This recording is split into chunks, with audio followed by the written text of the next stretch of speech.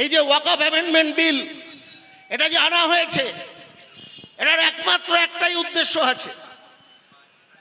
এই উদ্দেশ্যটা হচ্ছে যে এইভাবে এই যে প্রতি সপ্তাহে নতুন নতুন সাম্প্রদায়িক বিবাদ তৈরি হচ্ছে দেশে, এই বিবাদটাকে আরো বেশি বেশি করে যাতে উস্কানি দেওয়া যায়, সেই জন্য আজকে তারা এই ওয়াকফ অ্যামেন্ডমেন্ট বিলটা তারা নিয়ে এসেছে। এই বিলের বিস্তারিত নওশাদ ভাই আপনাদের সামনে বলবেন। এইটুকু খালি জেনে রাখুন, 1954 ব্রিটিশ আমলেও ওয়াকফের আইন ছিল। 1954 সালে স্বাধীন ভারতে প্রথম স্বাধীন ভারতের ওয়াকফ আইন হয়। 1995 সালে ওয়াকফ আইনকে আধুনিকীকরণ করার জন্য আইনের মধ্যে পরিবর্তন হয়। 2012 সালে ওয়াকফ আইনের মধ্যে আরও কিছু পরিবর্তন আনা হয়। 70 বছরে অনেক পরিবর্তন এসছে। কখনো শুনেছেন ওয়াকফ আইন নিয়ে যে বিশাল কোনো ঝামেলা হচ্ছে বা কিছু হচ্ছে? এই প্রথম হচ্ছে। কেন? কারণ এর আগে ওয়াকফ নিয়ে সমস্যা তো আছে, আমরা জানি ওয়াকফ নিয়ে। এবং এর এখনো যে ওয়াকফ আইন আছে আমাদের দেশে, খালি ইসলাম ধর্মাবলম্বী বা মুসলমানেরাই ওয়াকফ করতে পারে নয়, যারা মুসলিম নয়, মুসলমান নয়, এমনও কেউ যদি তার মনে হয় সে দান করতে পারে এবং সেটা ওয়াকফ হতে পারে। এটা আছে আমাদের দেশের ওয়াকফ আইনে, এটা আছে। এরা কি করছে দেখুন, এরা এটাকে বন্ধ করে দিতে চাইছে। এরা বলছে কমসে কম 5 বছর মুসলমান থাকতে হবে, তবেই তুমি তোমার কোনো দানকে ওয়াকফ হিসাবে মানা যাবে। আর তুমি যদি মুসলমান না হও তাহলে কেন? আমি যদি মনে করি যে আমি দেব, আমি মুসলমানদেরকে দান করতে চাই, মুসলমান সমাজকে দান করতে চাই, আমি আল্লাহকে দান করতে চাই, আমি মুসলমান নাও হতে পারি, এটা করা যায়, এই আইনে আছে। আমাদের দেশটা ধর্মনিরপেক্ষ বলেই আছে এবং এরকম হয়েছে। আপনারা ইতিহাস যদি জানেন, বহু হিন্দু রাজা দান করেছে, আবার উল্টোও হয়েছে। বহু মোগল সম্রাট মন্দির বানাবার জন্য জমি দিয়েছে। এটাই তো আমাদের দেশের ইতিহাস। আজকে ওরা বলছে একদিকে যে না, মুসলিম না হলে ওয়াকফ হবে না, 5 বছর কমসে কম মুসলমান থাকতে হবে। তারপরে বলছে, অর্থাৎ মুসলিম ছাড়া ওয়াকফ হবে না। তারপরে বলছে না, ওয়াকফের যে বোর্ড আছে তাতে অমুসলমানকেও ঢোকাতে হবে। কেন? এই যে মন্দিরের আইনগুলো আছে, সব রাজ্যে আছে, উত্তরপ্রদেশে আছে, তামিলনাড়ুতে আছে, যেখানে বড় বড় মন্দির আছে এবং সেই মন্দিরের প্রচুর সম্পত্তি আছে, লক্ষ লক্ষ একর জমি আছে, বহু দক্ষিণ ভারতের বহু বড় বড় মন্দিরে। কই তার মধ্যে তো বলছেন না যে তার সেখানে মুসলমানদের ঢোকাতে হবে। তাহলে মুসলিমদের ওয়াকের ব্যাপারে এসে বলছেন কেন যে অমুসলিম? একদিকে বলছেন যে অমুসলমানরা ওয়াকফ করতে পারবে না, অথচ তাদের ওয়াকফের নির্ধারণ করার জন্য সেখানে এই জায়গায় তারা হচ্ছে নিয়ে আসছে। তো এইটা করার মূল উদ্দেশ্য হচ্ছে যে আজকে এই যে ওয়াকফের ব্যবস্থা, যেটা মুসলমানদের ধর্মীয় অধিকার, সংবিধান প্রদত্ত ধর্মীয় অধিকার, এবং এই ওয়াকফ সম্পত্তিতে কি হয়? কবরখানা হয়, ঈদগাহ, মসজিদ, অর্থাৎ মুসলিম সম্প্রদায়ের উন্নয়নের কাজ হয়। সেই সম্পত্তিগুলোকে যাতে এরা হড়প করতে পারে সেই ব্যবস্থা তারা হচ্ছে করতে চাইছে। এবং আজকের দিনে এটা আমাদের পক্ষে খুব গুরুত্বপূর্ণ যে এই বাবা সাহেব আম্বেদকরের প্রয়াণ দিবসে এবং বাবরি মসজিদের, যেদিন বাবরি মসজিদকে শহীদ করা হয়েছিল, সেই দিনে দাঁড়িয়ে যে এই যে অপচেষ্টা তারা করছে, বিভিন্ন মসজিদগুলোকে কেন্দ্র করে বিবাদ তারা করছে দেশের আইন এবং সংবিধানের বিরুদ্ধে গিয়ে, এই দেশের ধর্মনিরপেক্ষতাকে নষ্ট করার জন্য, এবং এই ওয়াকফ সংশোধনী আইনের মাধ্যমে মুসলিমদের এবং অন্যান্য সংখ্যালঘুদের তাদের যে সংবিধান প্রদত্ত অধিকার, যে তার ধর্মাচরণে অন্য কেউ হস্তক্ষেপ করতে পারে না, সে নিজের ধর্ম নিজে সুষ্ঠুভাবে পরিচালনা করতে পারে, সেই অধিকারকে খর্ব করার যে অপচেষ্টা হচ্ছে, আজকে আমাদেরকে শপথ নিতে হবে যে, এবং এটা খালি একটা সম্প্রদায়ের বিষয় নয়, এটা সকলের বিষয়, সকলের বিষয়।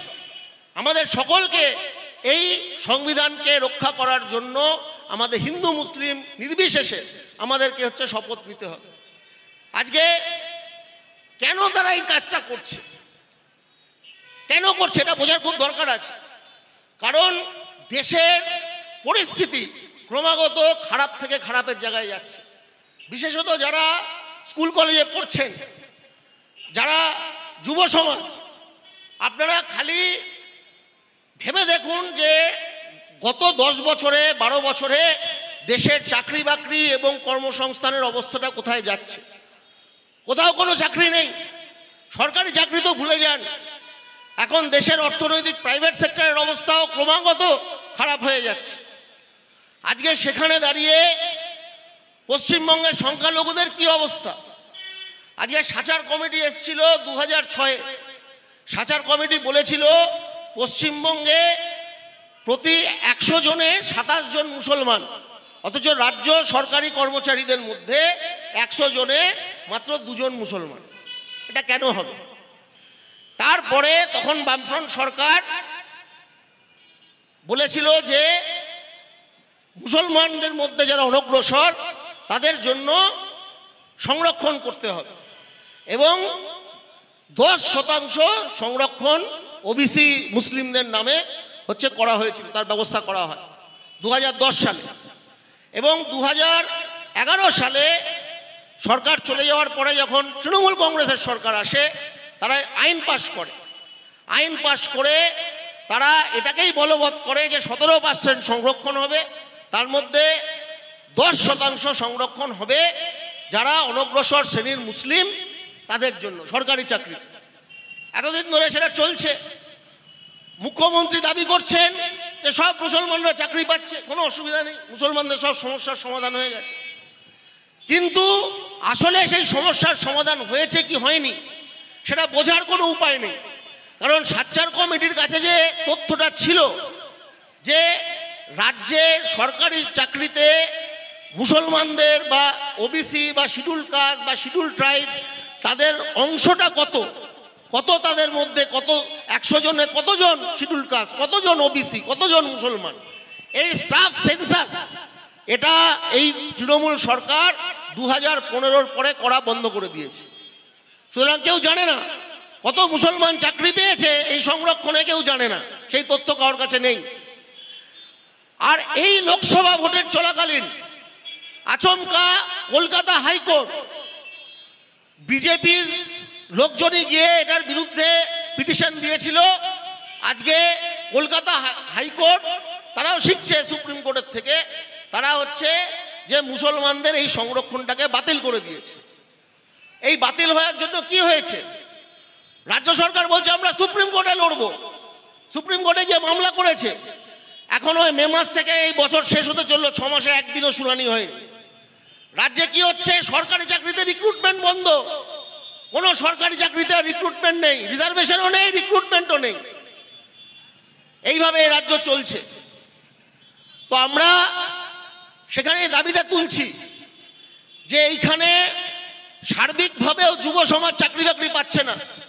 যতটুকু সংখ্যালঘুদের জন্য, মুসলিম ওবিসিদের জন্য যতটুকু ওই 10% করা হয়েছিল সাচ্চার কমিটি রিপোর্টের পরে, সেটাও যদি চলে যায় তাহলে কি হবে? এটা ন্যায় হলো?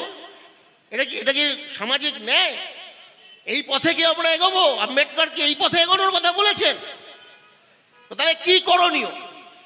সেখানে আমরা যে নির্দিষ্টভাবে দাবি তুলছি, আইএসএফ যে দাবিটা তুলছে যে জাতিভিত্তিক জনগণনা করতে হবে। জাতিভিত্তিক জনগণনা করতে হবে। জাতিভিত্তিক জনগণনা 2011 সালে হয়েছিল, তখন কংগ্রেসের সরকার ছিল। হওয়ার পরে 2014-তে যখন মোদি ক্ষমতায় আসে, তারা এসে বলে না জাতিভিত্তিক জনগণনার রিপোর্ট আমরা বার করব না, বাকি সব বার করব, কিন্তু জাতিভিত্তিক জনগণনার রিপোর্ট বার করব না। তারা করেনি।